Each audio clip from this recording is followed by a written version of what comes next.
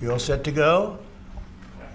This is Ready when you are. okay. We're ready. We have the Prime Minister on the phone, and we have a nice hookup. This looks like the kind of a hookup that's not going to be causing any problems. And your voice comes through beautifully, Keir. So I just want to. Oh, that's good. Yeah, it is. You sound great. I just want to begin by saying that this is a very special day because it's Victory Day, World War II, May 8th. And just by happenstance, we have the Prime Minister on the phone, and we were great allies in that. And it's very unusual that the trade deal comes due, and we signed it up on the same day that we had a great victory, the greatest victory of them all. So we are talking more and more about Victory Day because we were a big part of it, and so was the UK.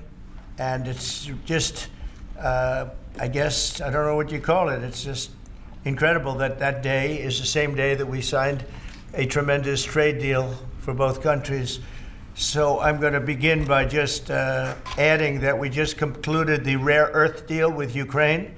That's been fully ratified and approved by their legislative branches, and so we appreciate that, and I'll be speaking with the president in a little while, a little bit later, and we appreciate that. But the deal is all now signed up and ratified, and we have access to a massive amount of very, very high quality rare earth. This morning I'm thrilled to announce that we've reached a breakthrough trade deal with the United Kingdom, incredible country. Today is a victory day for World War II. We won the war together exactly 80 years ago, so there could be no more perfect morning to reach this historic agreement. And it's beautiful weather out, I will tell you that, Keir. Beautiful weather. It's so perfect outside. But it's really, in particular, the agreement with one of our closest and most cherished allies. And we're so happy that that's the way it worked out. I want to thank Prime Minister Starmer and his very talented team for their outstanding work and partnership. Today's agreement with the UK is the first in a series of agreements on trade that my administration has been negotiating over the past 4 weeks.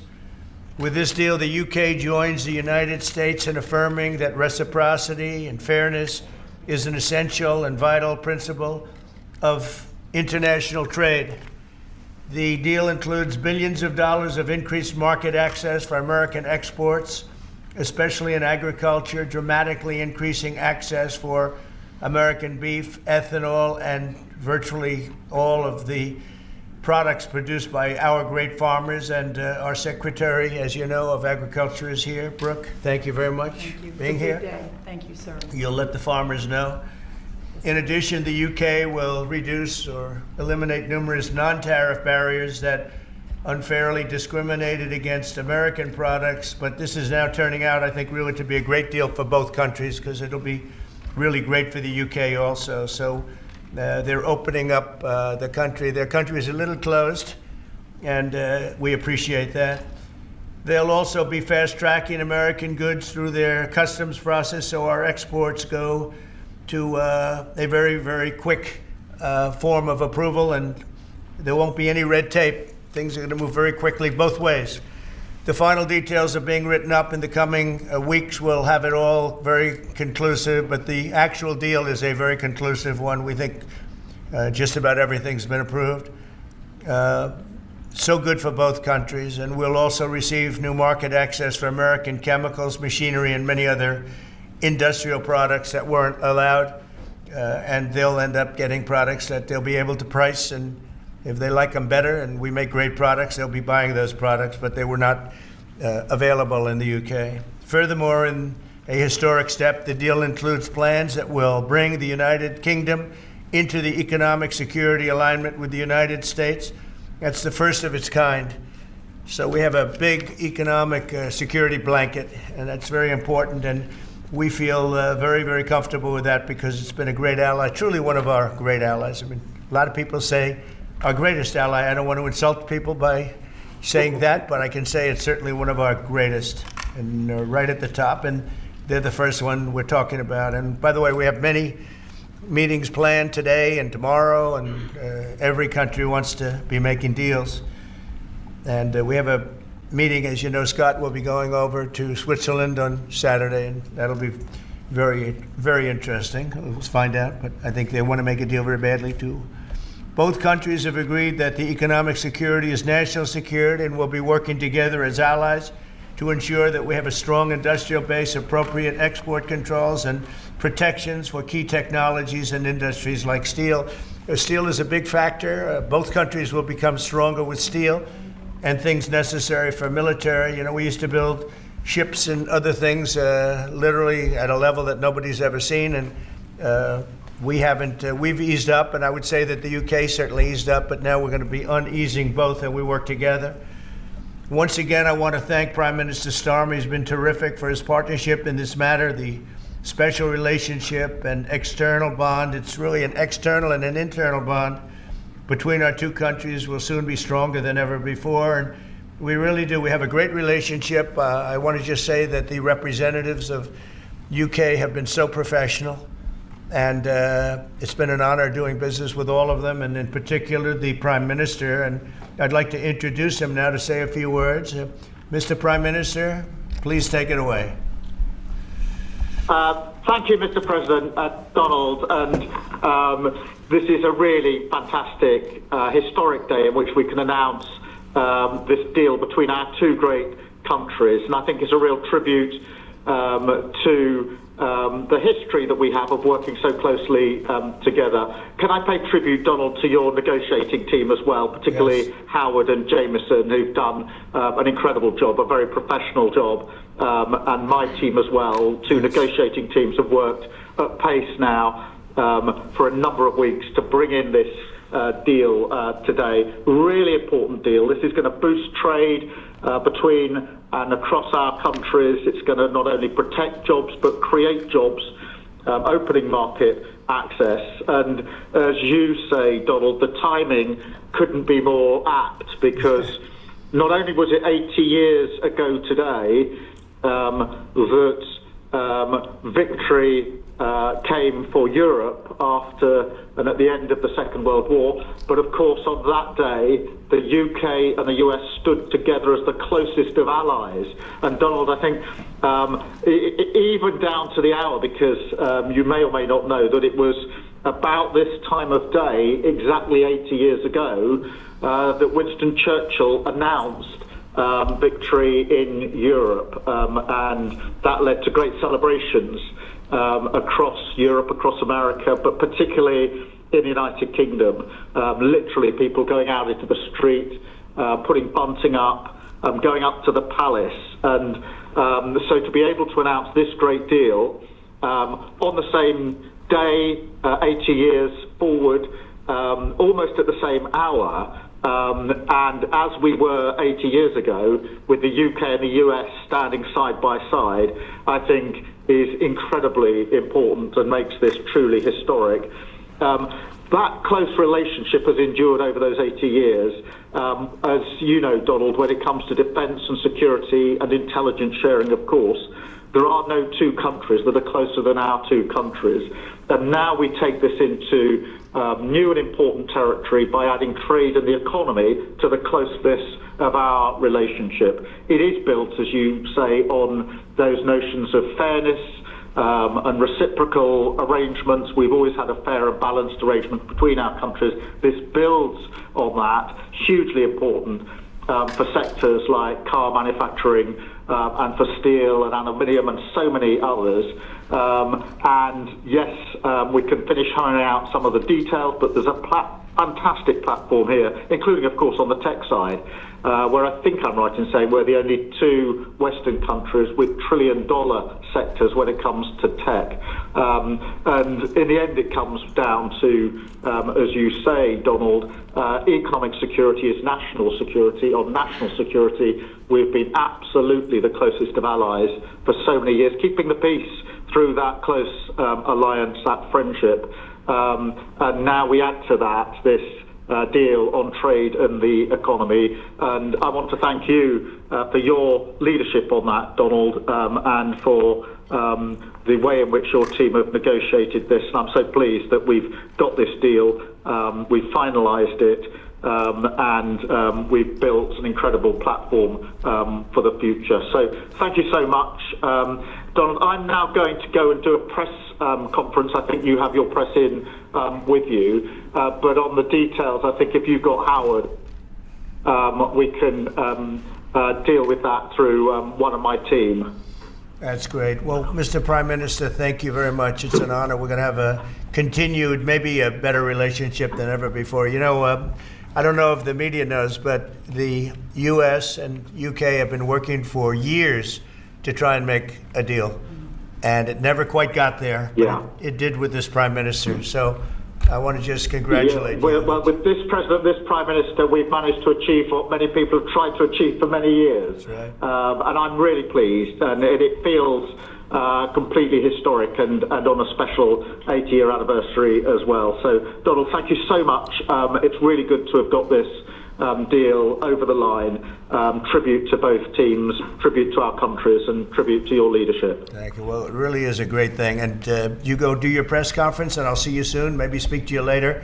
But thank you very much. An incredible thing. I can't tell you that for so many years, even as I sat, everybody talked and talked and talked about a deal with, it just seemed like a natural deal, but it was not done. But now it was done with us. So I feel very proud to have been a part of it. Keir, thank you very much. Thanks, Donald, and we'll speak again soon. Very good. So long. Bye.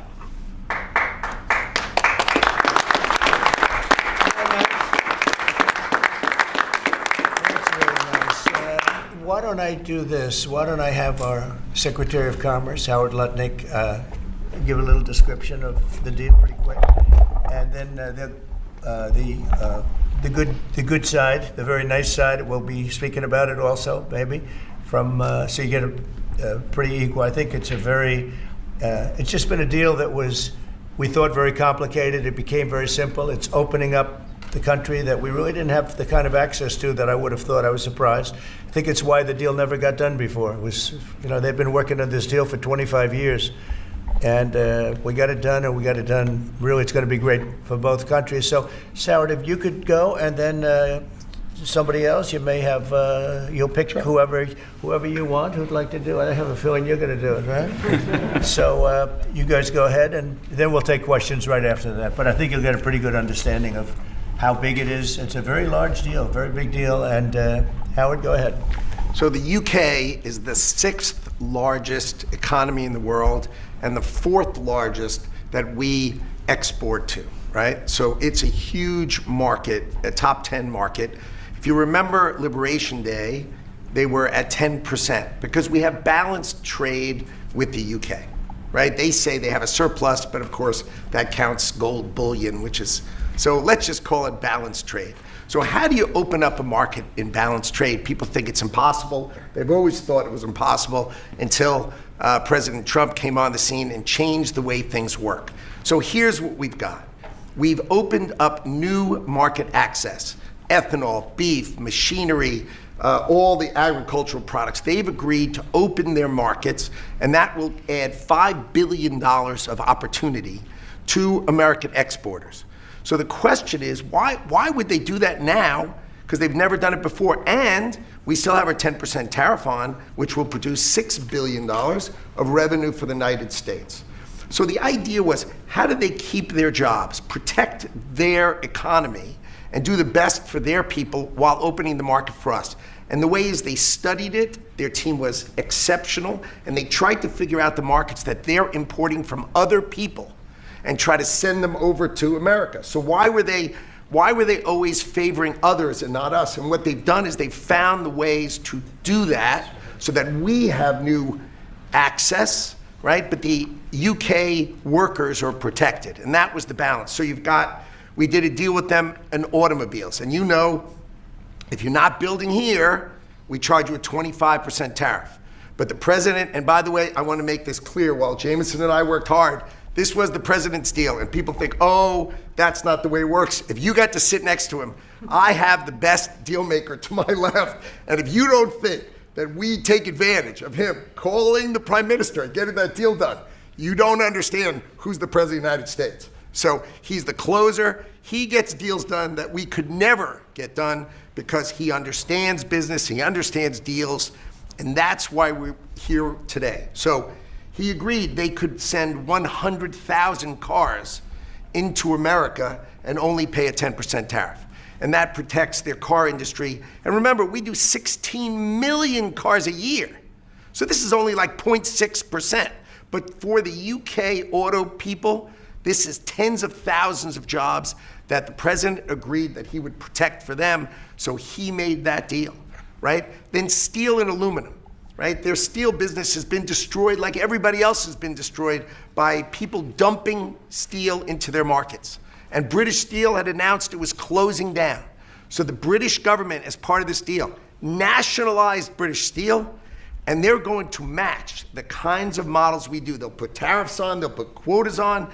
They want to do it with America so they can be part of the resurgence of steel and aluminum in America, and that saves them, again, thousands and thousands of jobs. So if you go step by step, aero and commercial planes, they sell Rolls-Royce engines to Boeing. We've agreed to let Rolls-Royce engines and those kind of plane parts to come over tariff-free. And what you're going to hear today is there's going to be an announcement at the UK that they are buying $10 billion worth of Boeing planes later today, but I'm going to let the name of the airline announce it because that's theirs to do. But part of this deal was always to do it together and to do it strong, and you can see the numbers on this board. Everything about this board works exceptionally well for the United States of America. It lays out the plan that you can work with us in autos, you can work with us with aero and commercial, you can work with us in pharmaceuticals if you have a supply chain that is secure and protected in national security. So we feel really good about the deal. You've heard the Prime Minister, he feels really good about the deal, right? And we started at 10% and we ended at 10%. And the market for America is better, and this is a perfect example of why Donald Trump produced Liberation Day. People don't understand he gets things done in a matter of time. This would have taken Jameson and I 3 years, maybe. And instead, we got it done in 45 days, certainly, because we work for Donald Trump. So Jameson, my partner in all this, maybe Jameson, you'd like to talk a little, and then we'll turn it over to the UK. Sure, happy to do that. Everyone has had great remarks. I just have to echo the President and the Prime Minister when we talk about VE Day. This is something we've been waiting for decades, and there is no more appropriate day to do this. And when we step back and we look back a few weeks from now or months from now or years from now, we're going to look back at this day and better appreciate the significance, I think. And I'll just say as well, in terms of negotiating, I mean, the UK negotiators, you know, we've got one right here, did an incredible job, right? This is why you win wars, right? When you act like this, and the ambassador, he knows more about trade than a lot of us here, based on his background. And I would say on this deal, Mr. President, what we've shown is that it is time to change the way we do trade. People said we couldn't do a global tariff. We did a global tariff. They said no one would want to deal with us. People want a deal. They said no one give offers. You saw that stack of offers I showed you yesterday, all those countries. Said we wouldn't get deals, and here we are with a deal with the 6th largest economy. We've agreed to have fair and reciprocal trade, and we've done it in record time. Thank you very much. Sir. Great job. Thanks. Mr. Ambassador, please. Well, Mr. President, thank you very much indeed in hosting us this morning. And thank you very much indeed also for that very typical 11th hour intervention by you with your phone call to the President, demanding even more out of this deal than any of us expected. So thank you for that. The Prime Minister was delighted, obviously, to take that call late at night. But you took it to another level, and I think the point I would make is twofold. One is that if we're going to rebalance and rebuild international trade in a way that serves all our interests, then we're better doing that together than separately and apart, and that's what we're on a mission to do. But secondly, you've done what you said you would do.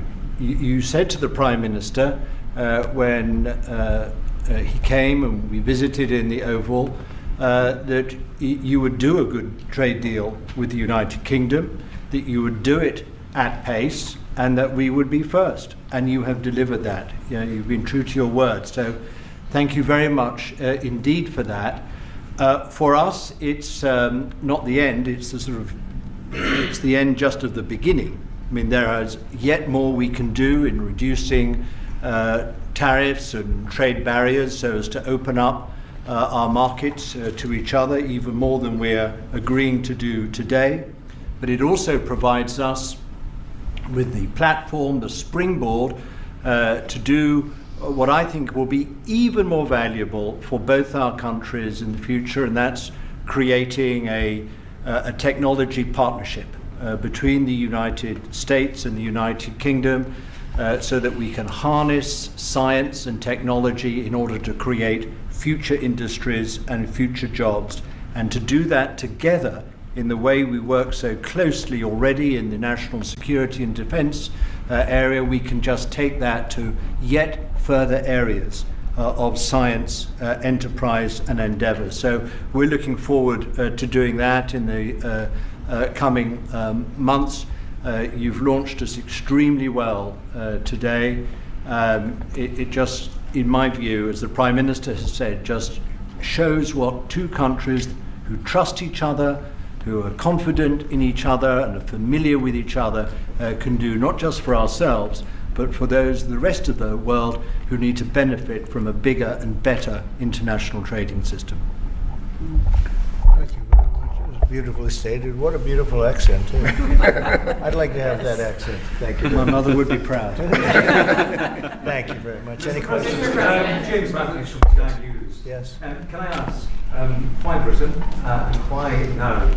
And you've described this deal as a full and comprehensive deal, and yet we've just heard from Mr. Mandelson, it's the end of the beginning.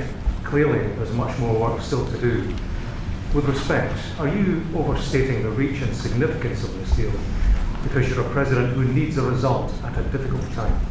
I think that it's a great deal for both parties. It's for us. We're opened up. I didn't know how closed it was. Quite closed, the market, as you know, the UK, and it opens up a tremendous market for us, and it works out very well, and a lot of assets. You see the chart, and those are tremendous assets. But we've been trying, and when you say why us, meaning your country, we've been trying for years, and they've been trying for years to make a deal, including when I was in the, first term. It would always be people talking, but they weren't getting it done. But for 25 years before that, they were trying always to make a deal, a very significant deal. I actually, until I looked at the numbers, I didn't realize this is a very conclusive deal, but we think we can grow it even from that. But this is a maxed out deal, not like you said it. You said it really incorrectly. This is a maxed out deal that we're going to make bigger, and we make it bigger through growth. But we have tremendous assets involved. I was surprised to see how big your country is in trade, actually. One of the biggest in technology and so many other things. It's agriculture. I really didn't know. It's depending on your definition, it's from 4 to 5 to 6. That's pretty big in the world. So I was very impressed by that. But we're going to take it to new levels.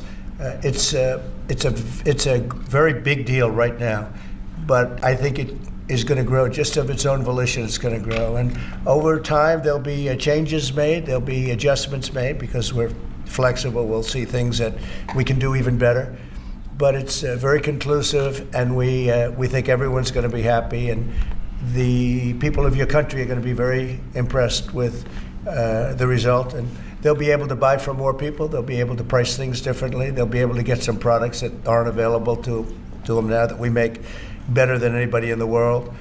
And it's just something that it's a great thing that it came together. It's so nice because we have many countries want to make a deal, and many countries are very unhappy that we happen to choose this one, to be honest with you. But it's a long time, our oldest ally, or just about.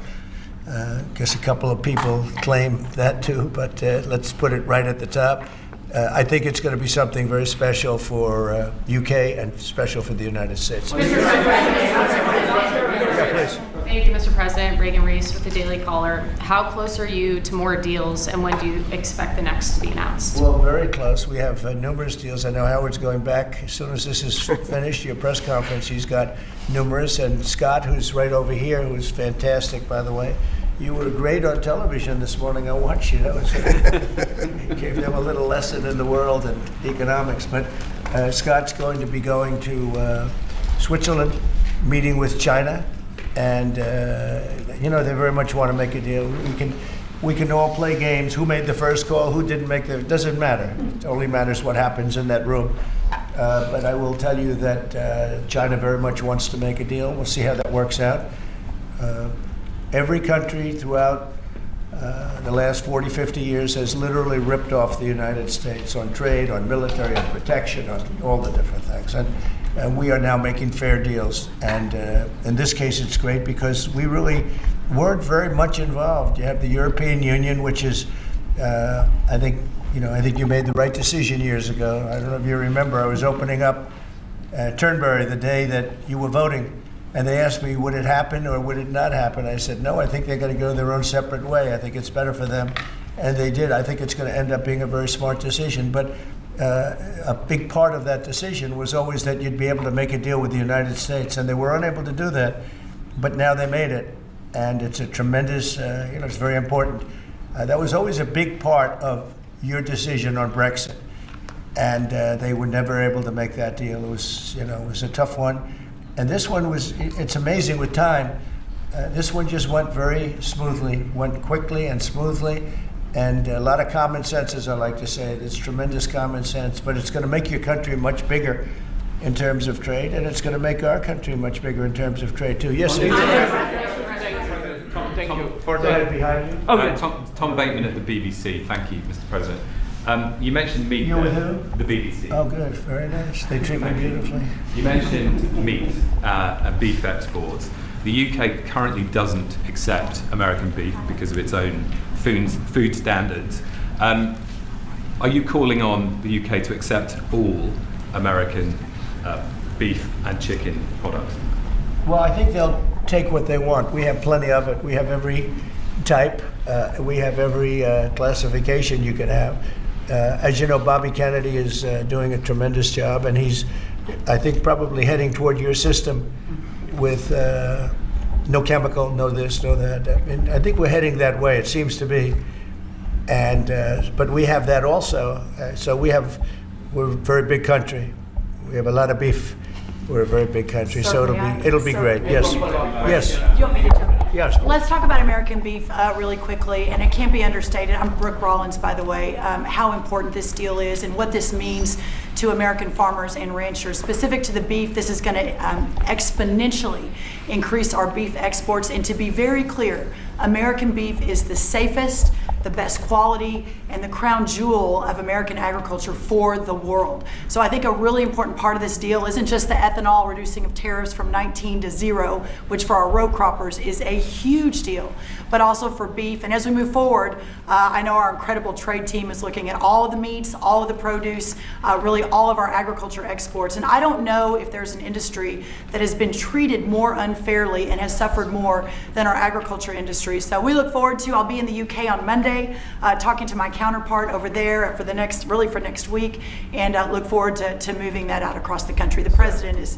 incredible. I think we could say that we have the best in the world, best tractors, the best everything in the world, and they say that our agriculture is, second to none. You understand, and it'll be a great asset. People are going to be able to have options, choice, and they'll have more of it. And that usually means lower prices. How about we'll do you and then you? Go ahead. Question for the Italian TV, Daniele Compatangelo, LA7, TV 2000, Primetime Media. So congratulations for the deal. We see a big revenues from the chart. But what's the rest of Europe? It's a victory day, but other European countries, it seems like they're losing the train. We intend to make a deal with Europe. We have found that the European Union treated us extremely unfairly, very difficult, and hurt themselves in doing so. And they very much want to make a deal. We'll be dealing with them. We are dealing with them currently. So that'll cover pretty much the rest of it.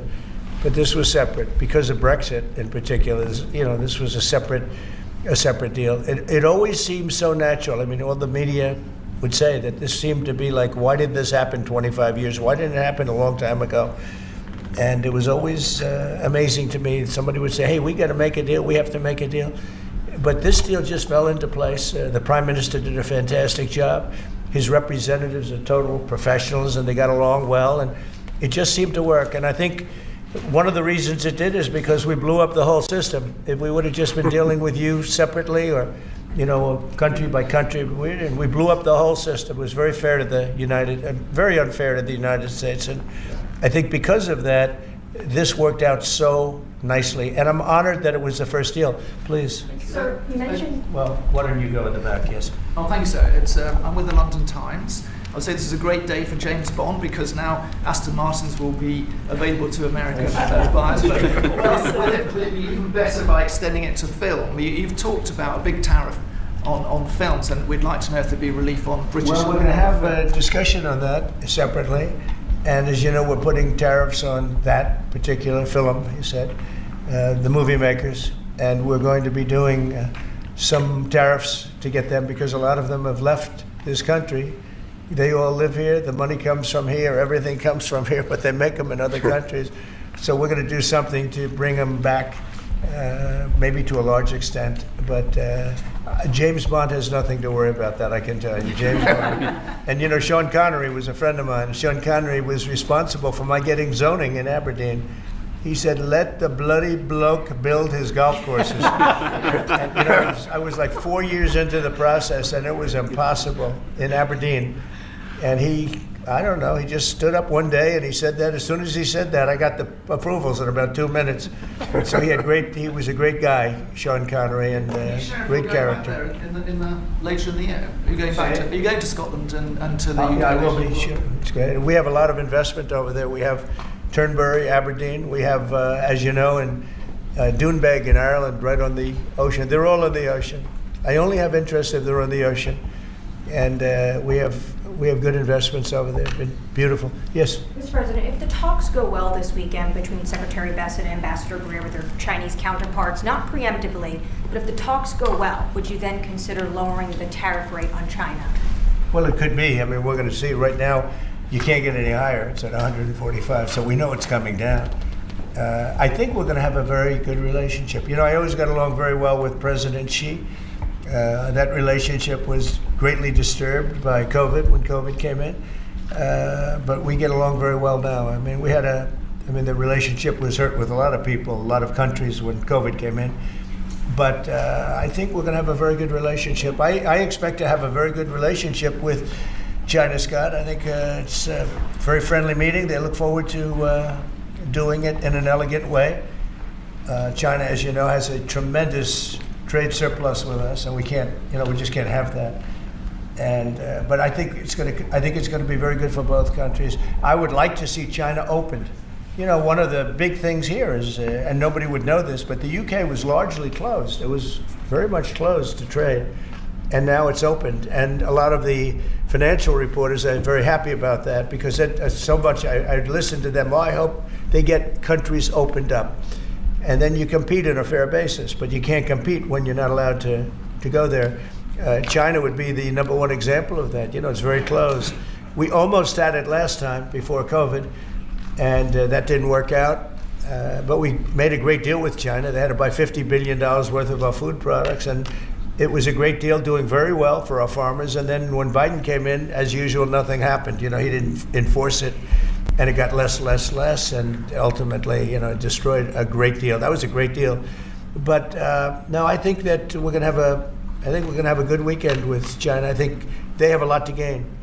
I do think they have far more to gain than we do in a sense. But we're going to have I think we're going to have a very good weekend. Will you speak to Xi after the weekend talks? I might. Yeah, sure. Depending on what Scott says, we Scott is doing certain countries and Howard's doing certain countries. I mean, I wish I had like 10 more of each. Then we could do them all at one time. But there will be a time. We'll do a number of them, and then there'll be a time. I think I can say this, Scott and Howard, where we're just going to say, because we understand the countries, we understand what they want, where we're just going to make the deal. In other words, we don't need the country involvement because we've already had it. and we'll say this particular country, which had big surpluses, let's say, we had therefore deficits, that this particular country is going to pay a 25% tariff or a 30% or a 50% or 10% or whatever it may be. This was, I think we should explain it now. One of the things we did here that we'll rarely do is on cars, we took it from 25 to 10 on Rolls-Royce, because Rolls-Royce is not going to be built here. I wouldn't even ask them to do that. You know, it's a very special car, and it's a very limited number too. It's not, you know, one of the monster car companies that makes millions of cars. They make a very small number of cars that are super luxury, and that includes Bentley and Jaguar. So we have some very special cars. So in order to help that industry, and that's really, you know, handmade stuff. And they've been doing it for a long time in the same location. And I said, yeah, that would be good. Let's help them out with that one. But that's different than a car company that comes out and makes millions of cars, which they'll be doing in our country. They're going to build, we have many factories, car plants being built or going to be built very soon. I think we can say that we'll be close to $10 trillion of investment. I think we're actually at that number now if you add up some of the ones we haven't heard about yet. I mean, we have some going up right now. They have plants going up, and they haven't even spoken to us. They're doing it because of the tariffs. And tariffs have always been used against us, and I never understood. I used to sit back. As you know, China paid hundreds of billions of dollars in tariffs when I was president. But until then, China never paid anything. And, you know, they really did a big number on us from the standpoint of trade. But we are using tariffs now for our benefit. And we have now close to $10 trillion. Think of that, $10 trillion. If you look at the past administration, and we're talking about over, you know, essentially 2 months, because we could say 3, but it took a little while to get the office in perfect shape, right? It took a little while to get things done. But once we started, when you think of that, close to $10 trillion of investment, you've had years where the United States wouldn't do that wouldn't do $1 trillion in a year, wouldn't do anywhere near $1 trillion. We did $10 trillion in 2 months. So it's amazing what's happening. We're getting calls from, and that has to do with chips, has to do with cars. We used to make chips. We had Intel, and we used to make chips. We had a monopoly on chips. Everything was made here. And now, over a period of years, because of presidents that didn't know what they were doing, they allowed that business to be stolen from us. Most of it moved to Taiwan. And you probably were in the same position, right? Because you had a lot of the chip making capacity, but they moved it in. And if we would have said, that's fine, if you want to move it to Taiwan, that's good, but if you want to sell back into the United States, we're going to put a 50% or 100% tariff on, they would have never left. But we had people sitting here that didn't understand that, and it's too bad. But now they're coming back, because I'm saying it about 40 years too late, but they're coming back. As you know, we have the biggest chip makers in the world spending, in one case, $300 billion, in one case, $500 billion. Same as Apple, and in another case, $200 billion. And we're going to have a large share, a very, very substantial share of the chip-making market. You said that this weekend is going to be a friendly visit, but do you expect that it will just be a formality to break the ice, or are they going to get into substantive negotiations? I believe so, yes. I believe it's substantive, yes. I think people like to say, yes, we're having a meeting to meet. Well, we're meeting, so what are we going to do? Talk about meeting again? So I think it's going to be substantive. I think we can say that, right, Scott? Very substantive. Now, China wants to do something. And look, they have to at this point. You know, essentially, they made $1 trillion a year, and now they have absolutely, you know, no business because of the tariffs. They have no business. And they want to have business, and we want them to have business. We want them to do well. We want them to do very well. So I think it's going to be very substantive. Because business has slowed down, as you mentioned. In China.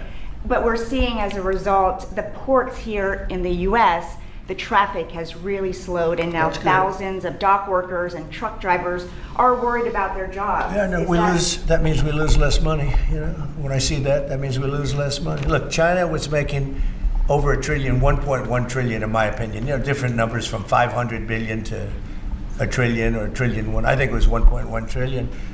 And frankly, if we didn't do business, we would have been better off. Okay, you understand that.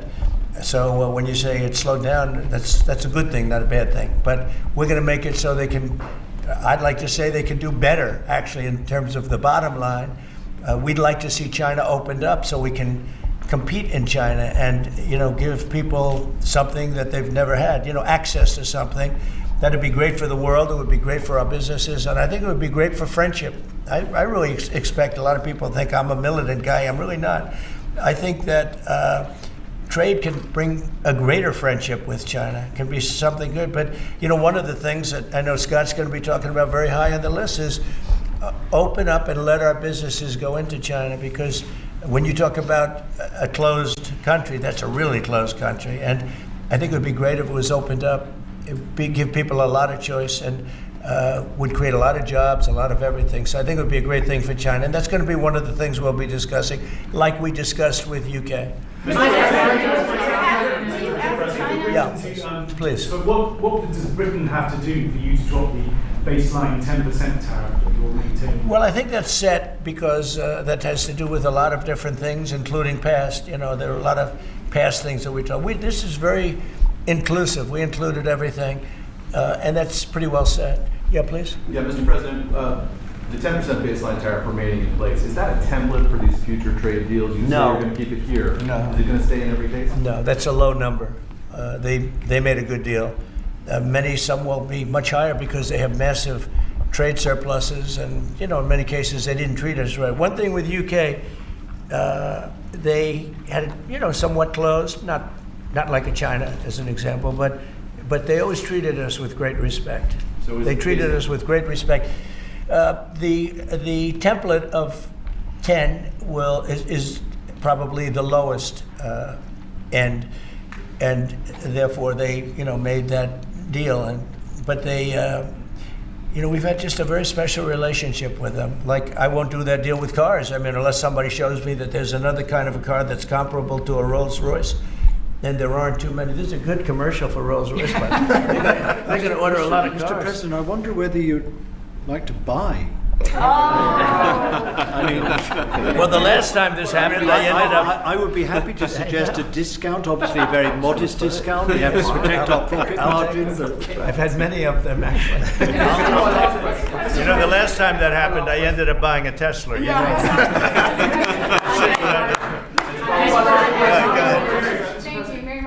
With Daily Wire. I had a question about the UK deal today. I heard there was talk that part of the agreement would depend on whether the UK would respect free speech and freedom of religion. I know the VP is really interested in that, talked about that earlier this year. Was there any assurances that you guys got on that front? You want to handle that? Yeah, that was not part of the conversation. Our conversation was an economic conversation from start to finish, closed by the president yesterday. This was a business deal, open their markets, and also protect their workers, grow our markets, and help our workers. This was about business religion. Business is sort of a semi-religion, but not nearly as important. I don't want to get myself into Go ahead, in the back. Mr. President, will you be asking China to help you close, the gap between Ukraine and Russia? I think so, yeah. I think it's a natural thing to ask. What do you expect? Sure. I don't know. I think we're making good progress. The fighting is a little bit different than it was.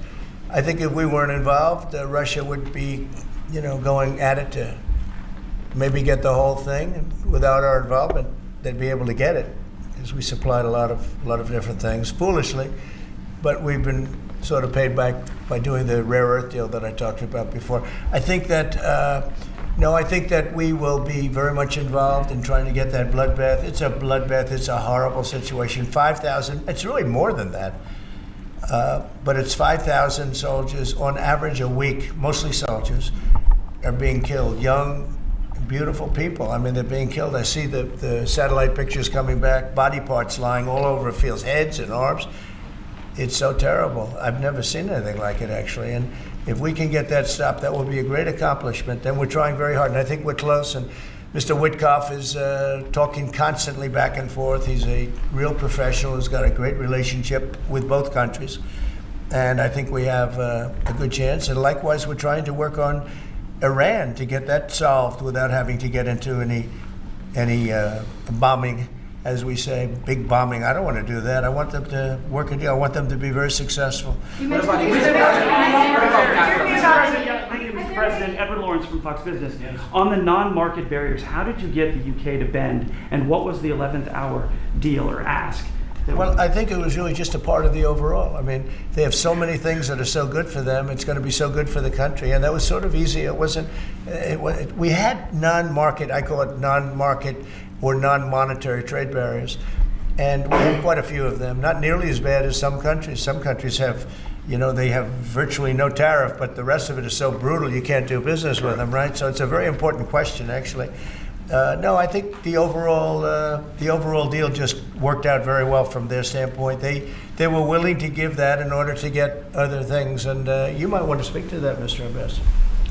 Look, the point about the deal is that we will continue reducing tariffs and non-tariff barriers. This is a continuing picture. It's a movie. It's not a still picture here. It's a movie. Yeah. It continues. And we're both committed to freeing up trade between our countries. We're both committed to freeing up investment between our countries. And the point about this deal is that it provides a very good template and a very good launch pad for what we can continue to do and build on in the future. And that's what we're both determined to do. When the 11th hour deal. Many of the, well, I better not say. Between us. Many of these, we'll keep it confidential. How about just one more little thing, right? It got the deal closed, and it was handled very well from the other side, too. But many of these things that we're talking about, we've been talking about this for 25 years. It's hard to explain when, if you weren't sitting behind this beautiful Resolute desk, you just wouldn't get it. I have been hearing about making a deal with UK for 25 years. And especially around the time of Brexit. They wanted to make a deal, so they came out of Brexit and they make a deal, and how natural. And it just couldn't be done. It couldn't be done. Good people. And this is a bigger deal. This is a much bigger, better, stronger deal for both of us than we ever even contemplated before. It's a big deal. Virtually everyone said that it would end in failure, it would end in tears, and it's ended in exactly the opposite. Yeah. But, Mr. President, can I say that that is due to Secretary Lutnick and Ambassador Greer, who've been absolutely fantastic. But right. Yesterday I received a call, a very diplomatic call that just edged things over the line, and that was from your new ambassador in the United Kingdom. Who is terrific. Right? Warren Stevens, he's here. Where is Warren? Right here. Hello, Warren. How are you? He's flying to London tomorrow night. He's going to be very popular with the British people. He's going to be a very successful ambassador. Mr. President. And? Were you disappointed? And he's got plenty of cash. That guy's plenty of cash. We need some more big spenders. Yeah, go ahead. Are you planning to meet Ursula von der Leyen? You're going to go ahead fast. Yes, are you planning to meet Ursula von der Leyen, the president, or do you plan to cancel anytime soon? Oh, she's so fantastic, right? She's so fantastic. I hope we're going to meet. Yeah, the answer is yes. I saw her a few days ago. And I think that we'll definitely meet, yeah. The European Union is a big thing. They want to make a deal very badly. Everybody wants to make a deal. Look, everybody wants to make a deal with the United States, and we're doing that, and we're going to make fair deals. I'm just honored that this was the first one. Go ahead, please. The Federal Reserve Chairman, Mr. President, says that you would have to call him for a meeting. Do you plan to meet with him? And what do you think about? And it's like talking to a wall. He should be. What do you think about not cutting? The Bank of England cut today. Well, the Bank of England cut. China cut. Everybody's cutting but him. It's I don't know. We'll see what happens. It's a shame. I call him Too Late, Too Late Powell. That's his nickname, and it's a shame. It's ridiculous. So meeting, he's always too late. But in this case, it's not going to matter that much because our country is so strong we're so powerful in terms of economic strength and what we've done. And I'll tell you what, if we didn't have our first term, you wouldn't be. We created things in the first term. We cut more regulations than any president in history. We cut the taxes more than anybody in history. And a very big factor is going to be the tax bill that we have right now, the one big beautiful bill, as we call it, which is all-encompassing, the biggest tax cuts ever in history, bigger than even the first time, and the incentives, even great for the UK, because it'll make us so strong that we're going to be doing more business with you. It's a very important element for taxes, for every aspect, regulation cuts. That bill is, I believe it's the biggest bill of its kind ever in the history of this country. And Speaker Johnson and Leader Thune have done an incredible job. I mean, I'll let you know, we have to get a vote, but we have a lot of support for that bill. And if that happens on top of all of these trade deals that we're doing, this country will hit a point that you better go out and buy stock now. Let me tell you, this country will be like a rocket ship that goes straight up. This is going to be numbers that nobody's ever seen before. That's a very important element of all of this. You know, if we get that, if you don't, and the Democrats are fighting it only because they want to fight. They have Trump derangement syndrome. You know, if it was somebody else, they wouldn't fight. If you had a normal person, if you had some stiff sitting behind you, they'd be fine. But they have Trump derangement syndrome. You know, Senator Schumer's become a Palestinian. He's welcome. I don't know when they're going to give him the ceremony, whatever the ceremony may be. But it's terrible what's happened to the Democrats. So very, very important element of everything, of what we're doing, unrelated to today, but related in the sense that we'll do, if that passes, we'll do even more business with the UK. We'll have so much. It's the biggest tax cut in history. It's going to make our country zoom. It's going to be incentive, as you know, with the deduction for, basically for work. You work, you build, you plant, etc., your deduction. It's going to be the biggest, it's the biggest bill of its kind ever passed, maybe the biggest bill ever passed. That's why we call it the one big, beautiful bill. You just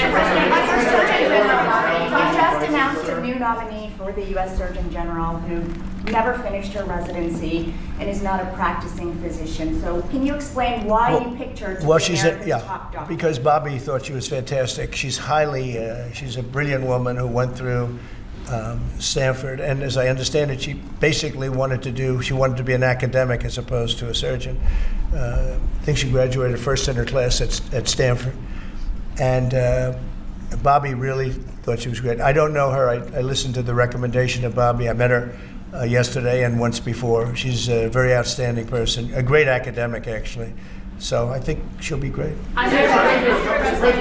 Your nominee for U.S. Attorney of D.C., do you have a backup plan if this Senate does not? But he's a terrific person, and he wasn't getting the support from people that I thought. You know, he's done a very good job. Crime is down 25% in D.C. During his period of time. I'm very disappointed in that, but I have so many different things that I'm doing now with the trade. You know, I'm one person. I can only make, boom, I can only lift that little phone so many times in a day. But we have somebody else that will be great. I just want to say Ed is unbelievable, and hopefully we can bring him into whether it's DOJ or whatever, in some capacity, because really outstanding. To me, it was disappointing, I'll be honest. I have to be straight. I was disappointed. A lot of people were disappointed. But that's the way it works sometimes, you know. That's the way it works. And he wasn't rejected, but we felt it would be hard. And we have somebody else that we'll be announcing over the next 2 days who's going to be great. With companies like Ford and Mattel recently saying they're going to raise prices on certain products, how long do you think the American public is going to be patient and wait for you? Well, I think they're saying that just to try and negotiate deals with me. They're not. Look, tariffs are the most misunderstood thing maybe in any form of business, anywhere in business. Oftentimes the country picks them up. Oftentimes the company picks it up. The people don't pick it up. Okay, the people don't pick it up. And if Ford did that, they wouldn't sell any cars. And if Mattel, I don't know, I'm not so sure. They also said, they're the only country I've heard, they said, well, we're going to go counter. We're going to try going someplace else. That's okay. Let him go, and we'll put 100% tariff on his toys, and he won't sell one toy in the United States, and that's their biggest market. I heard that. I mean, I watched this guy talking about how I'm going to go counter. I said, well, I wouldn't want to have him as an executive too long. The Ford people I know very well, what they're doing is negotiating with us by saying that. But we don't think that's going to happen. Look, I put out a truth today, and it said that gas is down, gasoline is down, energy is down, groceries are down, eggs are down. I mean, eggs, thank you very much, but eggs are down. When I came in the first week, you guys hit me with eggs. I said, what the hell happened with eggs? Eggs were up like 170% and going up, and they said don't order any for Easter. And we were thinking about ordering plastic eggs like everybody was doing. And Brooke did a fantastic job, agriculture. Brooke did a fantastic job. And we had hundreds of thousands of eggs out here on the lawn just 2 weeks ago at Easter. But you take a look at the cost. Energy's down. Even interest rates are down. Now, if the chairman of the Fed, Jerome, if he would lower interest rates like China did, like I think UK did, but like numerous other countries have done, it's like jet fuel. It would be great. But he doesn't want to do it. I think he doesn't want to do it. Probably he's not in love with me. I think that's right. It's sort of a crazy reason, but that's the way life is. Anybody in his position would be like jet fuel. But even without that, we're doing well. But remember this, I've watched you people reporting over the last few months that if we do this, prices are going to go through. Well, groceries are down. All of this stuff is down. Lumber is down. Oil is gone to, we have that thing broke 60, right? $60 a barrel. And $1.98, $1.99 in some cases.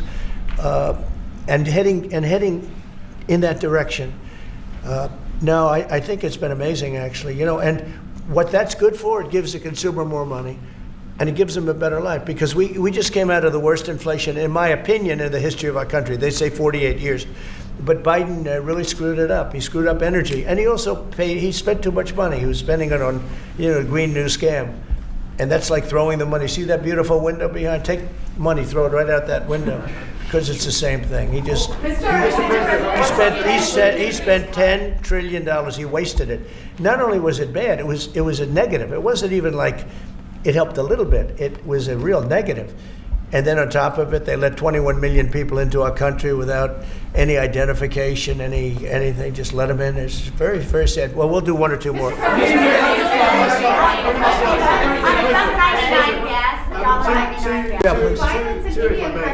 ahead. Who are you with? I'm with the Daily Telegraph. Now, you know me from Yep, I do. How concerned are you about the UK's reliance on China? Chinese money in the money market, Chinese exports. We're not concerned. Is that something that came up in honestly, discussions? I'm not concerned about anything. If I was, I wouldn't even be here right now. If I was concerned about anything, and it wouldn't be that, but I wouldn't be here right now. No, we're not concerned. We're going to have, I believe, a very good relationship with China, and a fair relationship, and it'll get bigger and it'll grow. It'll grow. As an example, if they open up the country, that'll be the best thing China ever did for itself. They don't know that yet because, it's been a different system. But that'll be the greatest thing that ever happened to China. The people will be happier. They'll buy for less. They'll see things that they never saw before, and they'll be buying them. And it'll really create great long-term peace. And if I could ask one of the Agriculture Secretary, actually, there's a lot of concern about chlorinated chicken, the import of hormone-treated beef.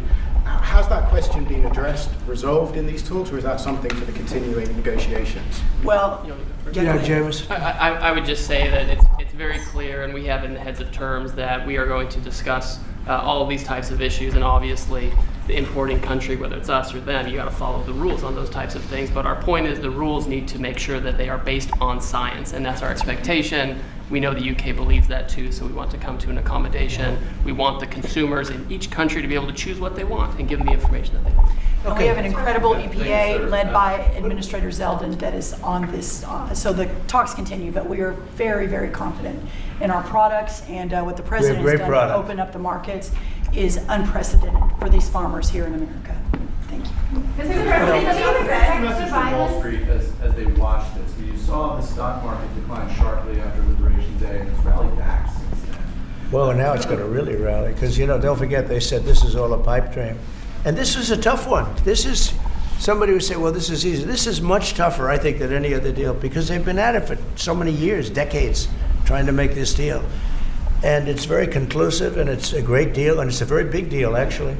And no, this is just the beginning. We're going to be having conferences, or at some point we won't have. We'll just put out a statement that we just signed this country, that country. And after a number of these are done, nobody has enough people to do it. We're just going to put out X country is going to pay this, and if they open up, they're going to do this and that, and they're going to be open up. Everybody wants to be here. I say this is where they want to be shopping. They want to shop in this country because we have the consumer, and we have the consumer like nobody else. And if this country went bad, the whole world would go bad. But we really saved it from going bad. Yeah, please. So can I ask you about the air traffic control issue? Are you looking at getting new software? I'm glad you asked me about it because I'm just going to be talking to now the heads of the airlines and everything else. So I was all set before we had the rigged election to give out a brand new gorgeous system to one company that was going to do the whole thing, one of the best companies in the world that you know very well. There are 3 or 4 of them that do it. And when they took over, Buttigieg, who has no clue, he drives to work on his bicycle with his, in all fairness, with his husband on the back, which is a nice, loving relationship. But he didn't have a clue. This guy didn't have a clue. And he's actually a contender for president. Between him and Crockett, you can have that party. But he didn't know what he was doing. And he took what they call dry systems where you have wires in the earth, buried in the earth or whatever. And then you have the open air systems where you have satellites, and you can't mesh them. Anybody would know that if you went through about 2 months of study in school, if you studied that kind of thing. And he did. They spent tens of billions of dollars trying to take old, broken equipment and merging it into existing new equipment with brand new equipment. It's one of the greatest. They spent like $40 billion. And what they did is they made it worse because it doesn't work together. You can't make it work together. If you have a satellite system, you need satellite. If you don't, they had all these different technologies, some of them 50 years old, and they're trying to mesh them in. And they end up spending twice the money they should have. You could have bought a whole new system. So we have a very good guy who you all know, Sean Duffy, is head of transportation, and I've given him a 10-minute lesson in buying, and he's become really good. And we are now in the market to buy a gorgeous, brand new system. The helicopter that crashed into the plane at 400 feet, it shouldn't have been. What would have happened is all sorts of bells and sirens would have been going off 3 minutes before that accident happened, if you had the right equipment, but they didn't. And the new equipment is unbelievable what it does. You can have, I was going to say something, but you always, in my opinion, you always need pilots. I want pilots. But you wouldn't even have to have pilots. This system is so incredible what they can do. But we have a system that's obsolete. And what they did is the worst. They tried to combine the really old, broken stuff with the new stuff, and you can't combine it, and anybody should have known. So Biden, you think Biden figured this out? I don't think so, fellas. Do you think he has any clue? He doesn't know what the hell's happening. So here's the story. We're going to be buying a brand new, it's going out to bid very soon, brand new state-of-the-art system that will cover the entire world. I'll give you an example. When my pilot, now I have military pilots, but prior to that I have very good pilots, great pilots. They would land, and I won't tell you which country, but they would use the system of another country. They wouldn't even use the system of the United States. So if I'm landing in New York or Florida or Tennessee, they're using a system from another country. I said, why is that? And they were, they're not into business, but they're just saying, our system doesn't work, sir. And I said, boy, that's pretty sad. But we were all set to give it out to, look, you have a Raytheon and you have different companies like that, numerous companies. And you have companies that would do it, like an IBM, as an example. And you give out one deal, one contract. They gave out hundreds of contractors They had diggers. They had non-diggers. They had people that focused on satellites. They had hundreds of different contracts. One contract where one guy is controlling everything. If you need a trench, then they dig a trench. But if you don't dig the trench, they don't blame you. What happens is you don't dig it, then they say we want a cost overrun. Now, we have it all set, and we're going to be doing it. We would have done it, except that the election took a little strange turn. But the second one didn't. That was too big to rig. Thank you very much, everybody. Thank you. Thank you.